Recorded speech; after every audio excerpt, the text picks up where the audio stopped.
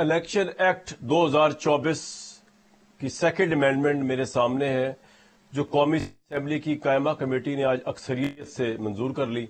6 अरकान नून लीग के थे, 4 पीटीआई के थे, पीपल्स पार्टी वाले आए नहीं, जेयूआईएफ वाले जो है खातून वो एब्सटेन किया उन्होंने। अब ये जो शिके हैं इनसे सरियन ये मतलब बहुत से लोग ले रहे हैं कि पार्लियामेंट बेखसूस हुकूमत ने पीएमएलएन की सुप्रीम कोर्ट के खिलाफ एक जंग का आगाज कर दिया। महाज छोटा लफ्ज है, जंग का आगाज कर दिया है। क्योंकि अगर आप इन दोनों शिकों को सुप्रीम कोर्ट के सुन्नी इत्तेहाद काउंसिल वाली पिटीशन के तनाजुर में देखें तो ये दोनों शिकें सुप्रीम कोर्ट के फैसले के बिल्कुल सामने आमने सामने आके खड़ी हो गई हैं कि सुप्रीम कोर्ट ने कहा कि पीटीआई को जो है उनके तमाम उम्मीदवारों को मौका दिया जाए कि वो पीटीआई में शामिल होना चाहें तो पीटीआई में शामिल हो जाए। वो लोग भी शामिल हो जाएं जिन्होंने इलेक्शन से पहले मुकर्रर डेट के अंदर पीटीआई का फॉर्म जमा कराया था, और वो लोग भी शामिल हो जाए जिन्होंने किसी वजह से पीटीआई की एफिलिएशन का फॉर्म जमा नहीं कराया था इलेक्शन से पहले। उनको भी डेट दी जाए वर्किंग डेज, 15 वर्किंग डेज की। और साथ ही उन्होंने कहा कि ये सीटें जो है ये और किसी पार्टी को नहीं मिलेंगी। इस फैसले को इंप्लीमेंट करना था इलेक्शन कमीशन ने, आधा तो कर दिया उन्होंने। 39 सीट्स जो पीटीआई के एफिलिएटेड मेंबर्स को दे दी, वो जो 41 थे उनका रास्ता रोक दिया, और वो रास्ता बल्कि उनका भी क्या रोका, सबका ही रोक दिया है। ये बिल ये कह रहा है, इसकी जो 2 क्लॉजेज है कि सुप्रीम कोर्ट का फैसले से regardless of that, supreme court का फैसला आ भी गया हो, उस रिगार्डलेस ऑफ दैट अब जो है नंबर 1, अगर आपने मुकर्ररा वक्त के अंदर पीटीआई के या किसी पॉलिटिकल पार्टी के बंदे ने वो फॉर्म जमा नहीं कराया अपनी जमात के साथ एफिलिएशन का, तो उसके बाद सुप्रीम कोर्ट के फैसले की रोशनी में भी उसको बैक डेट के अंदर वो ट्रांजेक्शन एक्सेप्ट नहीं की जाएगी, उसको उस पार्टी का मेंबर नहीं माना जाएगा, वो आजाद ही रहेगा। दूसरा उन्होंने कहा है इस शिक के अंदर कि अगर एक दफा आजाद मेंबर जो है वो 3 दिन का जो टाइम पीरियड है उसके अंदर एक पार्टी को ज्वाइन कर लेता है, in this case Pakistan Tehreek Insaf के लोगों ने सुन्नी इत्तेहाद काउंसिल को ज्वाइन किया, उनके आजाद मेंबर्स ने, अब वो उसके बाद अपनी लॉयल्टी या पार्टी चेंज नहीं कर सकते, जो कि सुप्रीम कोर्ट ने कहा था कि आप कर सकते हैं, उन्होंने कहा नहीं कर सकते। मैं आपको पढ़ के भी थोड़ा सुना देता हूं।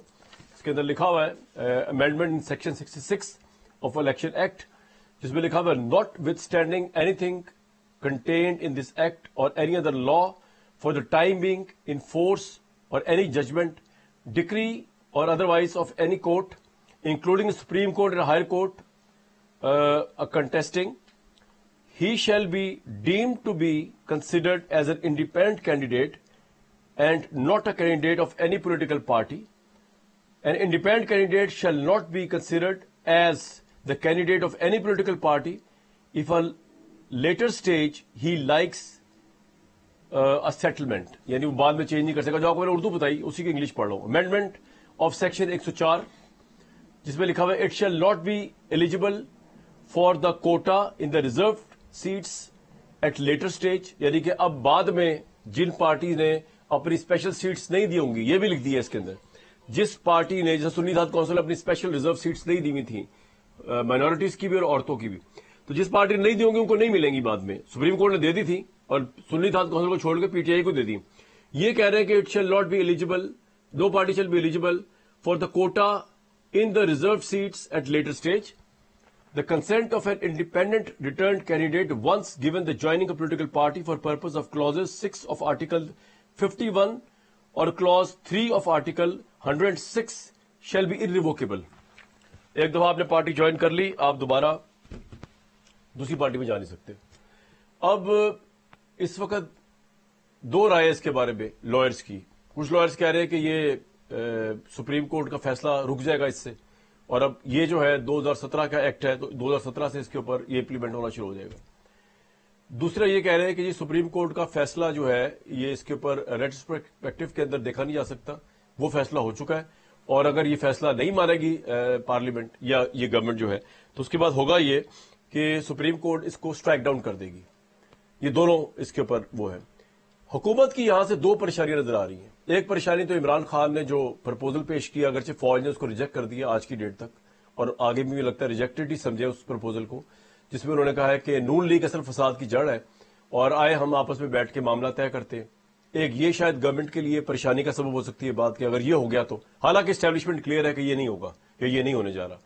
दूसरी परेशानी ऑब्वियसली इस बिल के पास करने से नजर आई कि हुकूमत इतनी परेशान है कि उन्होंने एक ऐसा स्पेसिफिक बिल पेश किया है, इंटरेस्ट स्पेसिफिक बिल, जो उनको सूट कर रहा है, जो एक उनके मुखालिफ पीटीआई के खिलाफ है, जो सुप्रीम कोर्ट के खिलाफ है। ये इतनी बड़ी महाजराई हो सकती है सुप्रीम कोर्ट के दरमियान। हमने देखा इससे पहले जब हुआ था तो यूसुफ रजा गिलानी जो थे, उन्होंने हालांकि प्ली ये लिया था कि जी कोर्ट मुझे कॉन्स्टिट्यूशन बाउंड करता है कि मैं सदर मुमलिकत जरदारी के खिलाफ नहीं भेज सकता केसेस, लेकिन till the rise of the court की सजा सुनाएगी। उनको मुख्तलिफ सजा के ऊपर उनको डिस्क्वालीफाई किया गया। स्पीकर फहमीदा मिर्जा नहीं मान रही थी, स्पीकर को भी कालअदम करार दे दिया गया और सुप्रीम कोर्ट ने कहा कि नहीं, आप डिस्क्वालीफाई।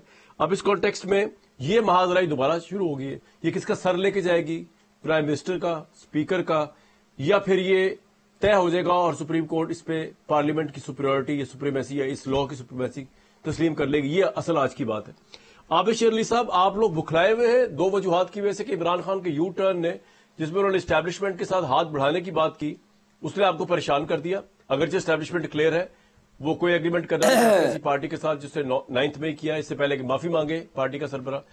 दूसरा, आप क्या इसलिए परेशान है आबिद भाई कि ये सुन्नी इत्तेहाद कौंसिल वाला जो फैसला आया उससे पीटीआई सिंगल लार्जेस्ट पार्टी बन जाएगी असेंबली में, तो आपने इस तरह की क्लॉजेस ले आए हैं इलेक्शन एक्ट के अंदर जो शायद सुप्रीम कोर्ट में पहले दिन ही स्ट्राइक डाउन होगी। बहुत शुक्रिया कामरान शाहिद भाई। पहले तो मैं आपको बताना चाहता हूं कि इसमें किसी किस्म की हुकूमत के लिए कोई परेशानी की बात नहीं है, और क्योंकि पीटीआई एक पॉलिटिकल पार्टी नहीं है। पॉलिटिकल पार्टी हो तो पॉलिटिकल लोगों से डायलॉग होते हैं। फ़ौज को पहले ये कहते हैं जी न्यूट्रल हो जाए, फिर उनके न्यूट्रल होने के बाद कहते हैं जी न्यूट्रल तो जानवर होता है। फिर उसी जानवर के इन्होंने बकौल उनके जो करते थे, वो आज चीफ ऑफ आर्मी स्टाफ की कोई चंद रोज़ पहले इन्होंने एक तस्वीर के साथ ट्वीट किया होगा, वो ऑफिशियल पेज से इनके, वो आपकी भी नज़र से गुजरा होगा, जिन अल्फाज से नवाज शाह से इन्होंने ललकारा और फ़ौज को कंट्रोवर्शियल बनाया। ये तो कामरान शाहिद साहब किसी से छुपी छुपी बात नहीं है। उसके बाद 9 मई का वाक़या करते हैं। हमारा इन चीज़ों से वास्ता नहीं है। पार्लियामेंट सॉवरन है और एक ऑटोनमस बॉडी है। पार्लियामेंट का काम है कवानीन बनाना, 25 करोड़ अवाम के लोगों की नुमाइंदगी करती है। इसमें किसी के साथ टसल की बात नहीं है। आपने अपने इंट्रो में जो कहा कि हुकूमत सुप्रीम कोर्ट, आपका ये कानून सुप्रीम कोर्ट के फैसले के खिलाफ खड़ा है क्लैशिक वे में नहीं। आप चलें, आप कामरान भाई, ज़रा मैं आपसे अर्ज़ करूँगा, मेरे बड़े भाई हैं, आप कानून उठा लें कि कानून कहता क्या है। कानून पहले भी यही था कि आप अपनी लॉयल्टी को स्विच ओवर नहीं कर सकते। अगर मैं गलत हूँ तो अभी मुझे रोक दें यहाँ पे। ये आप डिक्लेरेशन फॉर्म पे जो आप लिख के देते हैं, आपको उसी पार्टी, कोई इसमें नहीं अनहोनी बात नहीं है। इसमें आप मुझे बताएं कि नहीं, ये एक प्राइवेट मेंबर डे में एक प्राइवेट मेंबर ने बिल पेश किया, वो बिल चला जाता है पार्लियामेंट्री कमेटी के पास, जिसमें तमाम जमातों के रिप्रेजेंटेटिव होते हैं, पीटीआई के भी वहाँ पर, सुन्नी इत्तेहाद कौंसिल के भी लोग हैं। मेरा सवाल ये है कि कवानीन और आइन किसी मंशात के मुताबिक, ये कोई डिक्टेटर का कानून नहीं है कि आप आइनी तरमीम अपनी मर्जी से कर दें और आप 100 की 100 सीटें रिजर्व सीटें ले आएँ। जनरल मुशर्रफ के दौर की मैं बात कर रहा हूँ। हमने तो किसी किस्म की, आबिद भाई, आपको पता है माजी के अंदर ऐसा हुआ था कि नवाज शरीफ साहब की पास करदा 90s की टू थर्ड मेजोरिटी के साथ तरमीम को जस्टिस जाद अली शाह ने उठा के बाहर फेंक दिया। आप जानते हैं अदालत के फैसले गलत हो सही हो, लेकिन वो इंप्लीमेंट हो जाते हैं। यूसुफ रजा गिलानी को डिस्क्वालीफाई कर दिया गया। तो अब अगर आपकी इस क्लॉजेस की अमेंडमेंट को लेकर पाकिस्तान तहरीक इंसाफ सुप्रीम कोर्ट में चली जाएगी और वो इसको अगर टर्न डाउन कर देंगे तो फिर आप क्या करेंगे? कि सुप्रीम कोर्ट पे हमला तो नहीं कर सकते ना आप? ये कामरान शाहिद साहब, दुनिया में नहीं होता कि किसी जज का इख्तियार हो कि वो इलेक्टेड प्राइम मिनिस्टर को उठा के अपनी कलम की जुम्बे से घर भेज दे। जैसे नवाज शरीफ साहब को 2 मरतबा इन्होंने किया, एक जस्टिस सजाद अली शाह के दौर में यहाँ पे तो हुआ है, एक उससे पिछले 2018 की, जो 2017 में अगस्त में जो फैसला आया, वो पाकिस्तान का स्याह दौर था उन जजेस ने जो फैसला दिया नवाज शरीफ के खिलाफ। वो आइन तोड़ा उन्होंने, क्या बेटे से तनख्वाह नहीं ली, लाइफ टाइम। यही तो कह रहा हूं कि वो इंप्लीमेंट हो गया ना, तो फिर सुप्रीम कोर्ट इंप्लीमेंट कर सकती है, गलत फैसला। फिर पार्लियामान का कामरान भाई, तो आबिद भाई मेरी बात सुनिए, आबिद भाई मैं कह रहा हूं बड़ी ज्यादती हुई, बड़ी ज्यादती हुई। फिर कामरान भाई पार्लियामेंट खत्म कर दें, फिर इन्हीं के हवाले कर दें, मुल्क की अपनी मर्जी से चलाएं, खत्म करेगी सुप्रीम कोर्ट। मैं देखें किसी के खिलाफ अर्ज सुन लें, पॉइंट आ गया आपका। पार्लियामेंट में कवानीन साजी होती है, ऑटोनमस बॉडी है, वरना पार्लियामेंट को बंद कर दें, सारा कुछ दे के फिर ये खुद मुल्क को संभालने, फिर अगर यही फैसले करने इन्होंने, अगर मुल्क में तजब्जब डालना है, आइन के मुताबिक फैसले नहीं करने आपने। सर आपका पॉइंट आ गया, वो बैट का निशान मेरे एक मिनट लूंगा आपसे, आप ही ने वो बैट का निशान लिया, आप ही ने उस पार्टी को डिस्क्वालीफाई किया, आप ही ने, अब आप जब पार्लियामेंट इलेक्ट हो जाती है, तमाम मामला होते हैं, आप कहते हैं जी कि उसके मंशा के मुताबिक, आप आइन के मुताबिक फैसला नहीं करना, मंशा के मुताबिक फैसला करने। कामरान भाई किसी महज़ब सोसाइटी में ऐसा नहीं होता, यहाँ तो फिर इलेक्शन से पहले को इलेक्शन लड़ने की इजाजत देते, उनको बैट का निशान देते, क्यों नहीं दिया इन्होंने ये निशान? मुझे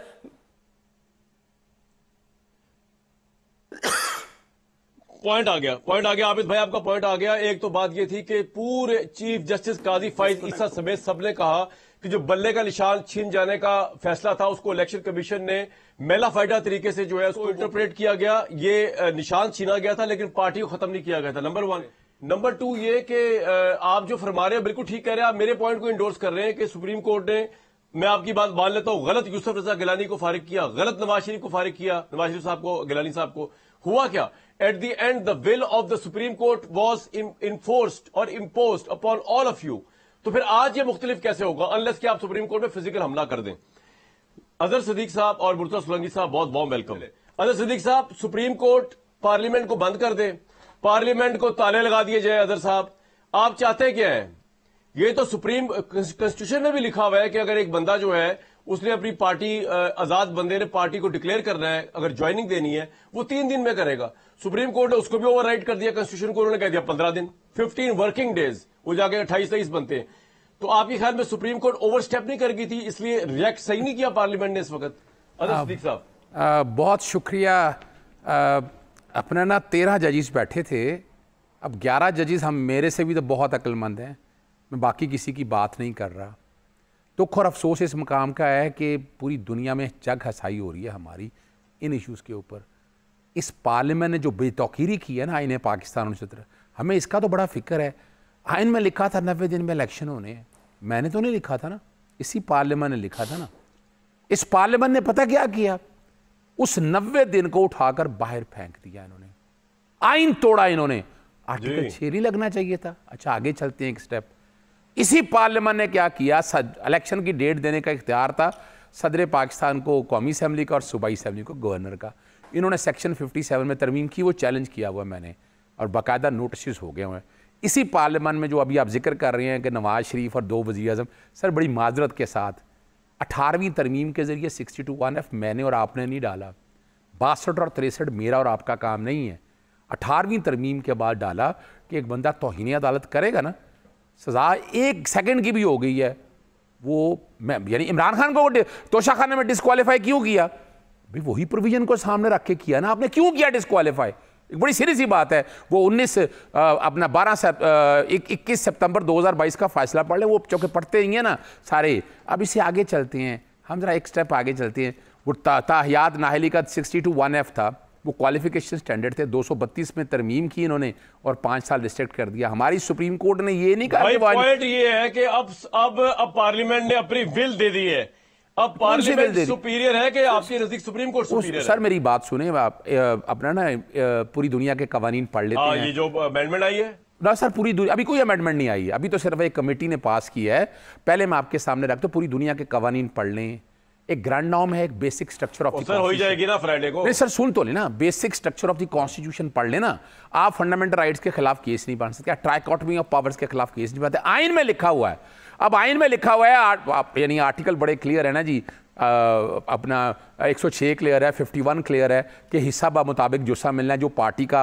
अब वो जो बातें जो मर्जी कर, जितनी प्रोविजंस ऐड करने लगे हैं ना, ये पार्लियामेंट की बेतौकीरी कर रहे हैं। भाई क्या है, सुप्रीम कोर्ट ने फैसला दिया ना, सुप्रीम कोर्ट ने आइन की तशरीह की, और जो हमें बता रहे हैं ना री राइटिंग ऑफ द कॉन्स्टिट्यूशन, री राइटिंग ऑफ द कॉन्स्टिट्यूशन, क्या हम भूल गए हैं जब पंजाब असम्बली में हलफ देना लिखा हुआ था सदर पाकिस्तान का या गवर्नर का, लाहौर हाई कोर्ट ने कह दिया जाके चीफ से अपना स्पीकर ले, तो वो रीराइटिंग ऑफ द कॉन्स्टिट्यूशन नहीं था। नहीं खुदारा नहीं। अच्छा, आप मुझे एक बात बताएं, अब जब ये कानून बन जाएगा तो मेरी बात सुने, अब ये एक बात बताएं, अदर साहब एक बात बताएं, अब ये कानून अगर जब बन जाएगा, जो कि बन जाएगा, ऑब्वियसली आपकी भी मेजोरिटी तो नहीं है वहां पे, जब ये कानून लेट्स सपोज जब बन जाएगा, फिर आप क्या करेंगे? आपकी स्पेशल सीट्स तो गई, कौंसिल वाला मामला भी गया, आपका पीटीआई को एक्नॉलेज करने वाला मामला भी, आप करेंगे क्या? सर देखिए, बड़ी साफ सी बात है, जजमेंट को नलीफाई करने के लिए समरेज केस बड़ा वाज़ेह है। ये जो जितनी ये तरमीम है ना, ये खुद अफेक्टी है ना, डायरेक्ट। और मैं आपके सामने बता दूं, ये अभी रिसेंट में फैसला आपके सामने ना, ये 215 section taking away symbol is banning a party, 25 जुलाई को इस्लामाबाद हाई कोर्ट में जब मैटर लगा, इलेक्शन कमीशन आए, उस पर 6 अगस्त के लिए इस्लामाबाद हाई कोर्ट ने मांगा है कि आप सुप्रीम कोर्ट के फैसले पर अमल दरामद या बेटर स्टेटमेंट फाइल करें। अब आधा फैसला अमल दरामद हो गया ना जी, अब आधा फैसला कैसे आप रोक सकते हैं? नंबर 1। नंबर 2, जरा बड़ी बातें करती हैं ना, क्या हुआ था कि सारे लोग आज़ाद लड़े थे, पाकिस्तान तहरीक इंसाफ के कैंडिडेट बाकायदा नॉमिनेट किए, वेबसाइट पे नॉमिनेशन पेपर दाखिल किए, डेक्लेरेशन दी, पार्टी सर्टिफिकेट। अभी एक बड़ा रेफरेंस 486। आपका पॉइंट आ गया, आपका पॉइंट सर मेरा पॉइंट नहीं खत्म हुआ ना, मेरा पॉइंट सिर्फ जानना चाह रहा हूं, आप करेंगे क्या आगे? सर मैं चैलेंज करेंगे। मैं आपके सामने पहले बता दूं कि पहली तो बात बड़ी वाज़ेह है, पाकिस्तान तहरीक इंसाफ इलेक्शन कमीशन का कोई इख्तियार नहीं था कि प्राइवेट डिक्लेयर करती, पहले तो ये तय कर लें इस बात को। और बाकी जो थे ना इंडिपेंडेंट के कॉन्टेक्स्ट में, वो इलेक्शन कमीशन की गलती थी और इलेक्शन कमीशन ने नहीं कर सकता था। किसने कहा वो आज़ाद लड़े हैं? वो पाकिस्तान तहरीक इंसाफ के कैंडिडेट थे, आपने फॉर्म 33 में नहीं लिखा, और ये मैं 486 सफ़ों का रेफरेंस मैंने तैयार किया है इलेक्शन कमीशन के। सर अब मैं अगला बताता हूं, मैं बता देता हूं। मैं ये कह रहा हूं कि जब ये कानून बन जाएगा, आप इसको सुप्रीम कोर्ट में चैलेंज करेंगे? सर सुप्रीम कोर्ट, ये तो हाई कोर्ट में चैलेंज हो सकता है, क्या आप बात कर रहे हैं? और देर नहीं लगेगी इसको सेटिस्फाइड करने में, ये भी बताना चलूं, और तौहीन अदालत होगी। अब जिसने मिसाल के बता रहे हैं ना प्राइवेट मेंबर, वो बिलाल कियानी कौन है, ज़ेब जाफर कौन है, ये नून लीग की है ना, आप जरा समझे हैं इस बात को। भाई ये लोग, भाई इन लोगों ने जिन्होंने प्रेजेंट किया है जो पार्लियामेंट, अब इसका मतलब पार्लियामेंट नहीं है कि सफेद करते रहे, आप बुनियादी है कि आप आइन तोड़ते रहे, ये जेल में रखिएगा, तौहीन अदालत की कार्रवाई भी शुरू के लिए जाएंगे।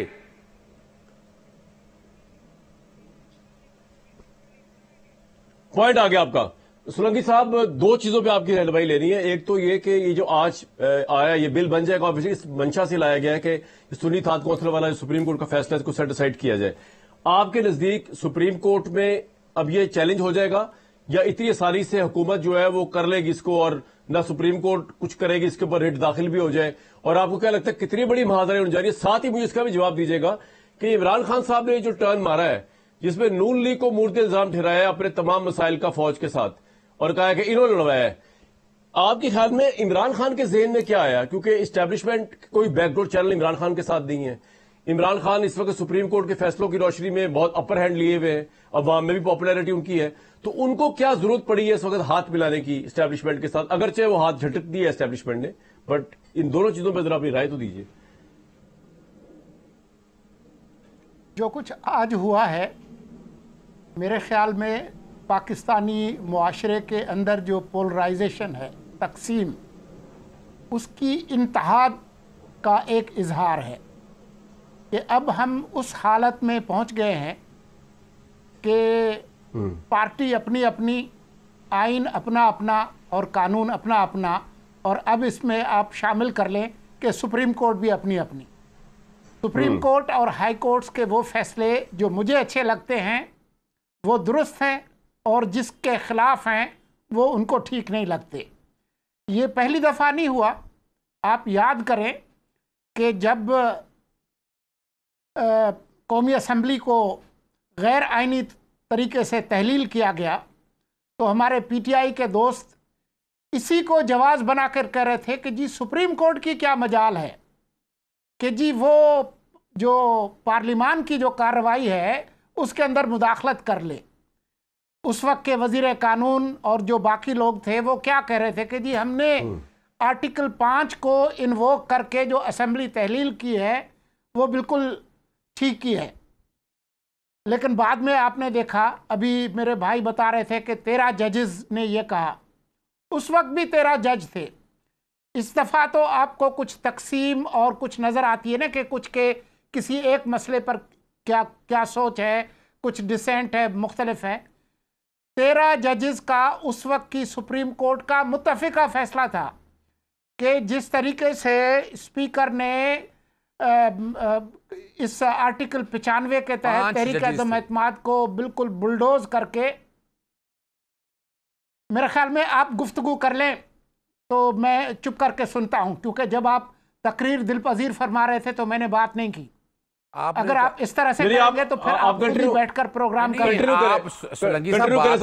क्योंकि जब आप फरमा रहे थे तो सोलंकी साहब मैंने सिर्फ तस्हीह की है कि 13 जजेस नहीं थे। सुप्रीम कोर्ट के जजेस थे, सुप्रीम कोर्ट के जो भी जजेस थे, सुप्रीम कोर्ट के जो भी जजेस थे, सुप्रीम कोर्ट के जो भी जजेस थे, अब मैं 100 दफा ये दोहराऊंगा, उन सब ने इत्तेफाक की राय से कहा था कि ये आइन की खिलाफ वर्जी है, और एक जज साहब ने लिखा था कि ये कॉन्स्टिट्यूशनल फ्रॉड है जो जिसके मुर्तकिब हुए उस वक्त के स्पीकर, उस वक्त के वजीर कानून, उस वक्त के स्पीकर, डिप्टी स्पीकर, वजीर आजम इमरान खान और साबिक सदर आरिफ अलवी, इन्होंने आइन शिकनी की। ये फैसला था। तो बात यह है कि मैं तो सिर्फ ये कह रहा था कि अब सूरत हाल ऐसी आ गई है कि जो फैसले हमें अच्छे लगते हैं वो आईनी है। अब आप ये देखें कि ये जो खुसूसी सहूलत फराहम की गई है पीटीआई को, तो सोलंकी साहब इतने अरसा गुजर जाने के बाद अब क्लार्क को पीछे कर लें, जी जी, ये बाकी लोगों को तो नहीं हुई जो 2018 में सेनेटर मुंतखब हुए पीएमएलएन के, जिनको उस वक्त जो साकिब निसार साहब की जो अदलिया थी उन्होंने जिस तरीके से उनके लेकिन सोलंकी साहब मुझे एक बात बताएं, हम मेरी बात सुनें, हम सर मेरी बात सर मेरी एक सर मुझे इजाजत दे, आपसे पूछ रहे कि आपकी बिल्कुल बातें बजा फरमा रहे हैं, आप हिस्ट्री को भी बिल्कुल ठीक नरेट कर रहे हैं, सीखने का मौका मिल रहा है। नहीं ठीक लेकिन नरेट कर रहे मैं आपसे सिर्फ जानना चाह रहा हूं टू द पॉइंट, अगर हम आए मादी से निकल के, आप यही ओ भाई अच्छा मैं समझता हूं ठीक कर रहे हैं, आप अपनी बारी पे कह दीजिएगा नहीं कर रहे। अच्छा सोलंकी साहब मैं ये आपसे जानना चाह रहा हूं कि अब आप आज पे आए ना कि आप जितनी बातें आप फरमा रहे हैं, आप यही कह रहे हैं कि सुप्रीम कोर्ट ने जो स्याह किया या सफेद किया माजी में या जब भी वो इंप्लीमेंट हुआ, वो इंप्लीमेंट तो हुआ ना, तो आज सुप्रीम कोर्ट का ही फैसला आ गया पीटीआई के हक में। पार्लियामेंट की जो 2 अमेंडमेंट्स आई हैं, आपके नजदीक ये सुप्रीम कोर्ट के फैसले को तहत कर सकती है, नंबर 1, और अगर सुप्रीम कोर्ट इसको टेकअप कर ले तो और उठा के बाहर फेंक दे तो फिर पार्लियामेंट और सुप्रीम कोर्ट में आप महाजराई कहां तक जाते हुए देखते हैं? असल जो पॉइंट है मेरे ख्याल में ये महाजराई उरूज पर है, और ये एक बदकिस्मती की बात है, और ये पहले भी इस तरह से हुआ है। सज्जाद अली शाह साहब का जो फैसला था, आप याद कीजिए कि उन्होंने डायरेक्ट किया था कि जी इसको इम्प्लीमेंट करवाएं, तो उस वक्त के जो आर्मी चीफ को जब कहा गया था तो उन्होंने कहा था कि जी हम तो वजीर दिफा के अंडर में हैं, हम उनको भेज देते हैं, और उसके बाद फिर जो कुछ हुआ वो आपके सामने है। इसी तरह से मई का जो इलेक्शंस कराने का जो फैसला था पंजाब और अच्छा, ये हो सकता है का, उस पर भी अमल दरामद नहीं हुआ, उस पर भी नहीं हुआ अमल दरामद। तो मुझे खदशा यही है कि ये बड़ी इंटरेस्टिंग बात आपने की। अदर साहब अगर अमल दरामद ना हुआ तो क्या करेंगे? अमल दरामद ना हुआ तो क्या करेंगे? अच्छा देखिए मैं छोटी सोलंकी साहब सोलंकी साहब बड़े कॉन्फिडेंट है कि अमल दरामद शायद ना हो। अच्छा नहीं मैं देखिए मैं क्विकली फिर मैंने आप सबके पास जाना, मैं इत्तेफाक नहीं करता, मैं छोटी सी बात आपके सामने रख दूं ना, मैं बताता चलूं। आप ये नो कॉन्फिडेंस मूव के फैसले का बात जिक्र कर रहे हैं ना, वो 28 से लेकर 3 अप्रैल तक थी। 3 अप्रैल के बाद नो कॉन्फिडेंस फाइनल हो जाती है। ये बता रहे थे ना, टाइम पीछे खींच के लेके मैं रख देता हूँ। 7 तारीख को फैसला हुआ था, 9 तारीख को घड़ियां चली गई थी 3 अप्रैल पे, अब याद नहीं हम सबको ना। और क्या हुआ था कि जनाब आप दोबारा vote of no confidence count करें। सर दफा करें उसको माजी को। मैं ये कह रहा हूं कि अगर मैं ये कह रहा हूं टाइम कम है। अजहर भाई मुझे ये बताया सोलंकी साहब जो कह रहे हैं ना कि अगर इस फैसले पे इंप्लीमेंट ना हुआ फिर क्या करेंगे? इससे पहले भी कई फैसले इंप्लीमेंट नहीं हुआ, वो सही कह रहे हैं जो मिसालें दी हैं। देखिए बड़ी वाज़ेह बात है, सोलंकी साहब फिर क्या करेंगे? सोलंकी साहब का ताल्लुक है निगरान हुकूमत के साथ, और निगरान हुकूमत एस्टैब्लिशमेंट की चहीती थी। तो ये जो बात कह रही है ये यकीनन किसी का की जुबान बोल रहे होंगे, लेकिन मैं आपको बता दूं इस फैसले पे इंशाअल्लाह अजीज अमल भी होना है और मनोअन अमल होगा। वरना इस मुल्क में अभी रिसेंटली अभी आपके सामने मैं रख देता हूं, आपको पता है जो S&P ग्लोबल रेटिंग ने कहा है कि इस मुल्क के अंदर हालत क्रेडिट रेटिंग करके जो कहा है कि पीटीआई को गिराना, इंस्टेबिलिटी लाना, जरा आज पढ़ तो लें। यानी आईएमएफ को कर्जे वर्जे देना है तो उसका हाल क्या होगा? क्या हम, यानी मुझे सिर्फ इतना बताएं भाई, जिनकी इतनी सीटें पॉइंट आ गया ले गए हैं, अपने हिस्से से जरा सीटें लेके जाएंगे तो मुल्क की तबाही और बर्बादी करेंगे। और याद रखिएगा, ये तारीख लिखी जा रही है, पाकिस्तान मुस्लिम लीग नून इस मुल्क की तबाही और बर्बादी की कसूरवार है। तारीख लिखी जा रही है। आबिद भाई, एक तो कसूर और तबाही जो आप कर रहे हैं वो ना करें, अजहर साहब को सेटिस्फाई करें। दूसरा, 5 तारीख को सवाबी में इमरान खान ने एहतजाज की कॉल की है। अगर तहरीक इंसाफ का एहतजाज बहुत फैल गया, प्रेशर बहुत बढ़ गया आपकी इन शिकों की रोशनी में या दूसरे रोशनी में, फिर आप किस तरह हुकूमत कंट्रोल कर पाएगी अगर पूरे पाकिस्तान में फैल गया? नंबर 1। नंबर 2, इमरान साहब ने तो कहा है कि नून लीग लड़वा रही है एक्चुअली पाकिस्तान तहरीक इंसाफ को फौज के साथ। तो आप इस चीज के बारे में आप सोच रहे हैं कि अगर फौज के साथ मुज़ाकरात इमरान खान के शुरू हो जाते हैं, वैसे तो होने के चांस नहीं है, तो आप करेंगे क्या? आप ओन करते हैं इस बात को कि फसाद की जड़ आप ही है? मैं देखे अजहर साहब की दुरुस्ती करता जाऊं कि सीटों का मसला है बड़ी, मैं इनकी तकरीर सुन रहा था अभी। मुझे बताएं कामरान भाई, कहाँ पे पीटीआई ने अपने सिंबल पे इलेक्शन लड़ा? ये पेशावर हाई कोर्ट ने इनकी रेट पिटिशन रिजेक्ट की। उसके बाद ये सुप्रीम कोर्ट में गए, सुप्रीम कोर्ट ने इनको रिजेक्ट किया। इन्होंने वहादत मुस्लिमीन के साथ मिलकर अलाइंस करके इलेक्शन लड़के सीटें जमा करानी थी। फिर उसके बाद इनका फिर पैंतरा बदला, ये सुनी था। आप मुझे बताएं सर कि ख्वाहिशात के मुताबिक आइन तब्दील किया जा सकता है? कौन सा आइन इजाजत देता है? आबिद भाई, वो तो फैसला आ गया ना। मैं कह रहा हूं कि अगर एहतजाज तहरीक इंसाफ का एहतजाज बढ़ गया तो क्या करेंगे? गलत फैसला कैसे आ गया? सर वो तो उन्होंने दे दिया ना फैसला। 100 मरतबा करें हुकूमत को आप क्या करेंगे? परवाह नहीं है। स्वाबी में तो वैसे भी तालिबान राज करता है, शाम मगरिब के बाद वहां पे तो तालिबान का राज है, वहां पे तो हुकूमत नाम की कोई चीज नहीं है। आप देखें तो सही जाके वहाँ पे फौज पर किस तरह हमले होते हैं, और उस तरह जुबान सुनने उसकी चीफ मिनिस्टर की, जी हम किसी के खिलाफ ऑपरेशन नहीं होने देंगे, क्योंकि वो खुद चाहते हैं कि पाकिस्तान बर्बाद हो। उस पाकिस्तान को तबाही की नहज पे लेकर आए ये लोग, ये गाफिल लोग हैं। ये इनको कोई पता नहीं, तारीख कैसे भूल जाए कामरान भाई के 2018 में जिस तरह इनको लेकर आए, जिस तरह नून लीग को निकाला गया, वो तमाम जजेस के खिलाफ फिर कार्रवाई होनी चाहिए जिन्होंने आइन शिकनी की और नवाज शरीफ को तनख्वाह ना लेने पर आपने घर भेज दिया। मुल्क की बर्बादी तबाही के जिम्मेदार तो ये लोग हैं। मैं मुर्तजा सुलंगी साहब की बात से 100% मुतफिक हूं कि ये मुल्क किसी की मंशा के मुताबिक नहीं चलेगा, आइन और कानून के मुताबिक चलेगा। पार्लियामेंट सुप्रीम है, जो कानून साजी होगी उस पर जो मर्जी बहस कर लेंगे। पॉइंट आ गया सर, पॉइंट आपका आ गया। मसला ये है कि कोई मुझे ये नहीं बता रहा कि जब सुप्रीम कोर्ट इसको अपहोल्ड करेगी अपने फैसले को, आपका पार्लियामेंट की शिक आएगी, तो उसके बाद मुल्क के हालात किस तरफ निकल जाएंगे। ये बड़ी सिवियर सिचुएशन है। सुलंगी साहब, जरा वक्त की किल्लत है, क्विकली बताइएगा कि आपको इन्होंने स्वीट हार्ट तो कह दिया था साहब ने एस्टेब्लिशमेंट का, तो फिर आपको तो पता होना चाहिए कि इमरान खान ने जो एस्टेब्लिशमेंट से पीके बढ़ाने की बात की इमरान खान साहब ने, इसके पीछे क्या मुहर्रिकात है आपके ख्याल में, और कहां तक जाती हुई बात नजर आ रही है आपको?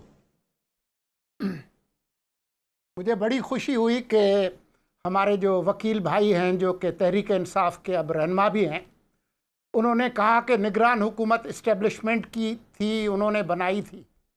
तो मैं उनको ज़रा याद दिलाना चाहता हूं कि उनके जो पार्टी के जो मौजूदा लीडर हैं, उनको लाए थे हमीद गुल। जनरल मुजीबुर रहमान जो है वो उन्होंने उनके सर पे हाथ रखा था। ज़ियाउल हक साहब उनको दोबारा क्रिकेट में वापस लेकर आए थे।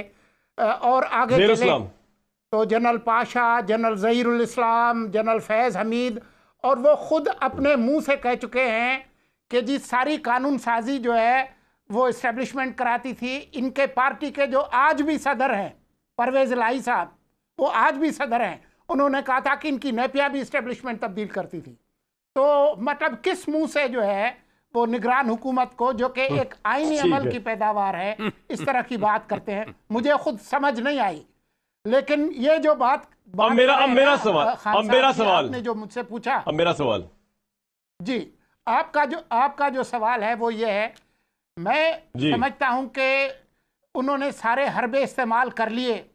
वो जो इनकलाब लाना चाहते थे, जो बाहर बैठे हुए हैं, जो हमले कर रहे हैं पाकिस्तान की फ़ौज और उसके इंटेलिजेंस एजेंसियों पे, वो सारे हरबे नाकाम हुए। कोई आप ये देखें कि 5 अगस्त को, जो कि कश्मीर वाला दिन है, उनको सवाबी में जलसा करने की ज़रूरत क्यों पेश आई? ज़रा करें ना यहाँ पर इनकलाब। जमात इस्लामी वाले भी तो बैठे हुए हैं ना मरी रोड पे, ज़रा आए हिम्मत करें। वो हर बार जो है वो कोई ना कोई कनी कतरा के चले जाते हैं। अगर इन्होंने कुछ करना होता और ख़ुद वो बाहर भी हों तो उन्होंने क्या कर लेना है? मुझे ये बताएं कि 10 अप्रैल से लेकर 5 अगस्त तक अगले साल के खान साहब बाहर नहीं थे, तो उन्होंने कौन सा इनकलाब कर लिया था सिवाय इसके कि जो 9 मई को जो हुआ? और वो भी अब खुद मान रहे हैं कि मैंने कहा था कि आप वहाँ जाकर एहतजाज करें। वहाँ पर जो उन्होंने एहतजाज किया वो आपको पॉइंट आ गया जी, पॉइंट आ गया। मुर्तज़ा साहब, क्विकली मुझे एक चीज और बता दीजिएगा, ये जो नौजवानों को टेररिज्म की तरफ ले जाया जा रहा है, इसके ऊपर कुछ आप बताना चाहेंगे? हमें बड़ी जरूरत है लोगों को इस तरफ लाने की, थोड़ा ये भी बताइएगा। देखें, दुनिया भर में सोशल मीडिया जो है वो एक रिक्रूटमेंट ग्राउंड बन रहा है मुजरमों के लिए, दहशतगर्दों के लिए। और बदकिस्मती से हमारे यहाँ भी सोशल मीडिया हर तरह के जो दहशतगर्द हैं, चाहे वो सियासी हों, चाहे वो मजहबी हों, चाहे वो कौम परस्ती के नाम पर हों, उनकी रिक्रूटमेंट, उनकी फाइनेंसिंग हो रही है। और जो हमारे बच्चे हैं वो उनके जहन में ख्वाब होते हैं कुछ करने का। तो मेरे ख्याल में जो वालिदैन हैं, स्कूल हैं, यूनिवर्सिटी हैं, उनको इस पर नज़र रखनी चाहिए कि हमारे जो बच्चे हैं वो इस तरह के वार थिएटर्स में जाकर जो है वो फंस ना जाए। बिल्कुल ठीक है, हमें भी इस पे बिल्कुल ठीक पॉइंट आ गया आपका सर, बिल्कुल ठीक है। अदर साहब, ये बात तो सोलंकी साहब की ठीक है कि मैन पावर तो ना दिखा सकी तहरीक इंसाफ, वरना आज इमरान खान जेल में ना होते।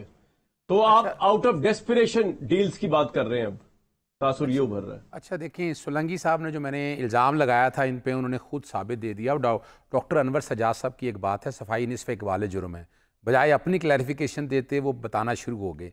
इनकी तारीख ये है कि शुरू में बिल्कुल ये एस्टैब्लिशमेंट के ख़िलाफ़ रहे हैं, बड़ी बड़ी तकरीरें हम सुना करते थे, हम बड़ा कुछ समझा करते थे, लेकिन आज उन्होंने मान लिया। चलें अल्हम्दुलिल्लाह, शुक्र अल्हम्दुलिल्लाह, बुरी बात नहीं है, ये अच्छी बात है। अब चलते हैं अगली बात की तरफ। यानी अब ये बता रहे हैं कि ये बड़ा निगरान सेटअप लेके आए थे। निगरान सेटअप मोहसिन नकवी कैसे आया था हमें पता है। हमें हमारी जब हुकूमत गिराई थी राजा यार, अपना तो बताया, आपका तो बंदा कोई नहीं निकला बाहर। ओ सर, मैं छोड़े मोहसिन नकवी को यार, नहीं मेरे सवाल का जवाब तो सर, मैं भैया निगरान हुकूमत ये थी, डंडे ये मारते थे। यानी मोहसिन अपना कामरान शाह साहब, क्या इजाजत मिल रही है? कोई जलसा करने की इजाजत दे रहे हैं? की बात कर रहा हूं यार, वो मैन पावर, ये बात की बात ही नहीं कर रहा। वो सर, मैं मैन पावर की बात बता रहा हूँ। कोई जलसे की इजाजत लेना चाहें, जलसे की आज है ना चैलेंज, आप ये चैलेंज करें ना सर। ये ना अब ये देखे ना, मुझे आप देखिए कमरान भाई, 2 बातें कर तो लेने दें मुझे। 2 बंदे आपने मेरे मुखालिफ बिठा दिए, मुझे थोड़ी सी गुफ्तगू खत्म कर लेने दें बात को।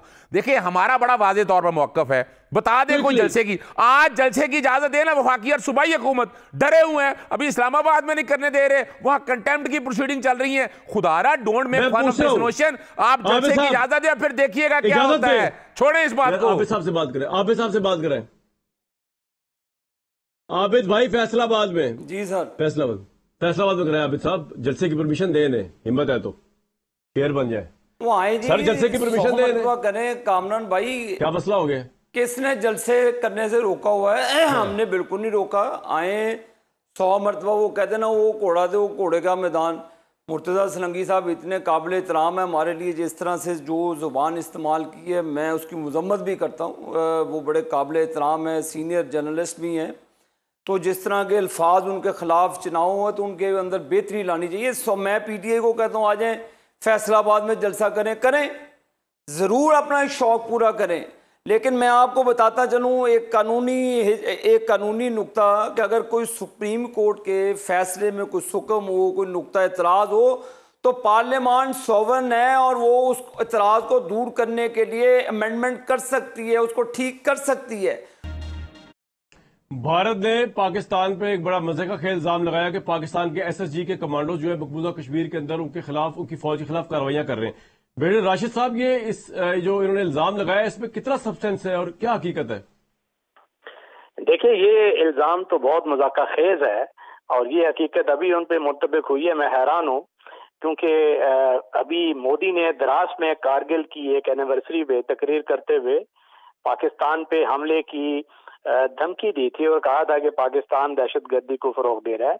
और ये तो मानने वाली बात ही नहीं है, क्योंकि दहशतगर्दी तो जिसने की है वो दुनिया के सामने है। भारत ने एतराफ किया है कि पाकिस्तान के अंदर उसने कश्मीरी जो एक्टिविस्ट्स हैं उनकी असैसिनेशंस की हैं, और अमेरिका और कनाडा तक उसने एतराफ किया है, तो दुनिया को तो उसका पता है। और ये जो उनके एक डीजी रिटायर्ड थे इंडियन पुलिस के, एसपी वैद, उसने स्टेटमेंट दी है बहुत मजाका खेज कि एक पूरी बटालियन कुपवाड़ा, दोदा, राजौरी के इलाके में इन्फिल्ट्रेट कर दी है। तो इस पे तो कोई भी जिसको थोड़ी बहुत शुद्ध बोध भी हो मिलिट्री स्ट्रेटजी की, वो तो हंसेगा, क्योंकि ये तो ना जब ऑपरेशन जिब्राल्टर में इस किस्म की इन्फिल्ट्रेशन पॉसिबल हुई है, ना ये कारगिल में इस किस्म की इतनी जो तादाद में बटालियन का मतलब भी मेरे ख्याल है एसपी वैद साहब को नहीं पता था, जिस किसी ने ये गलत स्टेटमेंट उनसे दिलवाई। तो ये एब्सोल्युटली ये झूठ है, ऐसी कोई चीज नहीं है, क्योंकि भारत ने एक आर्टिकल 370 को की रेवोकेशन के बाद वहां पे इसका पूरा एक डेमोग्राफिक और कैरेक्टर चेंज कर दिया। बिल्कुल ठीक है। तो उसकी जो इंटरनल रेजिस्टेंस है। बहुत शुक्रिया ब्रिगेडियर राशिद साहब, वक्त की बड़ी किल्लत थी। मैंने आपको लोगों को, ऑडियंस को इसलिए भी सुनवाया कि हम बीइंग अ नेशन कितने डिवाइडेड हैं। आप देखें हमारे जो पॉलिटिकल रहनुमा है वो कितने डिवाइडेड है। यहाँ पे सुप्रीम कोर्ट वर्सेस पार्लियामेंट की डिबेटें हो रही हैं, फौज के ऊपर कोई हमलावर हो रहा है, कोई फौज के साथ, मतलब ये सिचुएशन है, दुश्मन जो है कितना यूनाइटेड है। और जाते जाते एक बात बता दूं कि DGISPR जो है वो कंटिन्यू कर रहे हैं एज DGISPR, और उनको मजीद लॉजिस्टिक्स और मजीद सपोर्ट मिल रही है। तो is a very bad news for all दोस्त जो फेक न्यूज और प्रोपेगेंडा फैलाते हैं। इस वक्त जो है वो मुकाबला बड़ा सख्त जारी और सारी है। मुझे दीजिए कल तक इजाजत।